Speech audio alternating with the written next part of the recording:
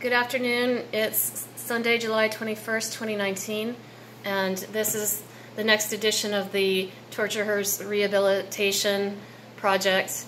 I was going to do a talk about voice and how to recognize intention behind the voice.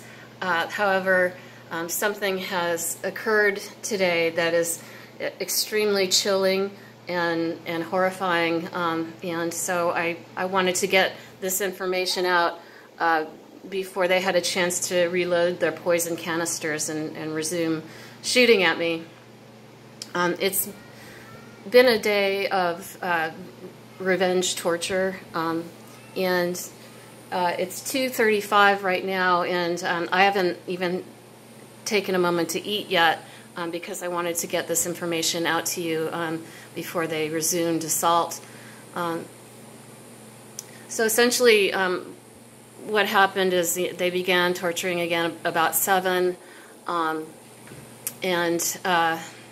then while that was going on, I heard something really disturbing from one of the younger youths, and he said, you know, she keeps saying to us that we have to go outside, and they don't allow us to go outside.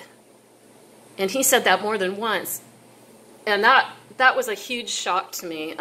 Some months ago, I have learned that these older youths, some of them trained by corrupt police officers, bring these homeless boys in, and they may be in trouble with the law.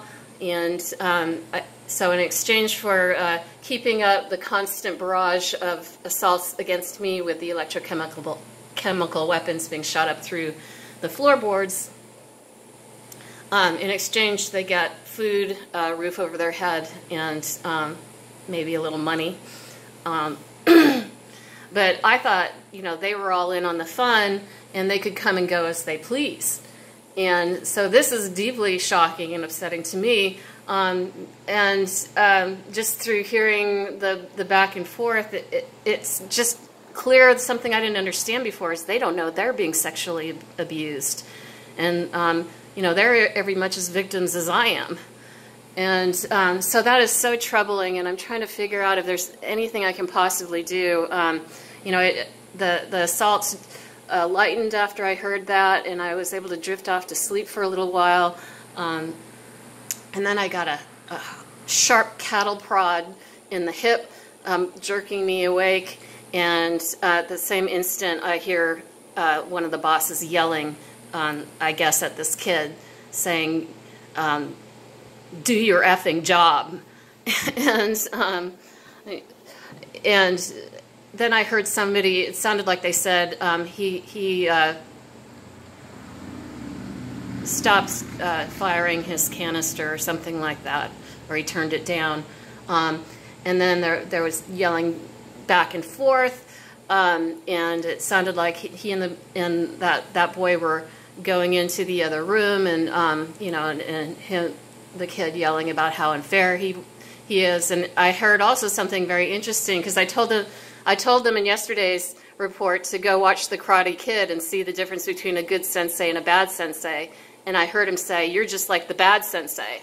So that tells me that these kids are following my rehabilitation reports, and they're being affected by them. And so then, you know, I heard other voices joining in, saying you're out of control again, and you're going to kill her. And then the boss in this flying rage saying, she's turned my people against me. And he said that more than once. And so, you know, who knows who his people are, his gang, who knows. But it sounds like I'm causing insurrection and rebellion, and things are breaking apart based on these reports.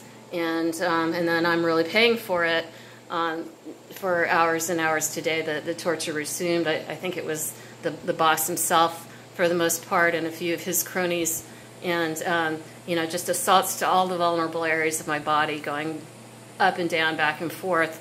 You know, in recent months they've been trying to avoid injuring me, but they've been assaulting this area of my ankle, and I don't know if you can see it, a wound's come up, and also I don't know if you can see the big bruise on my leg here, so that's an escalation.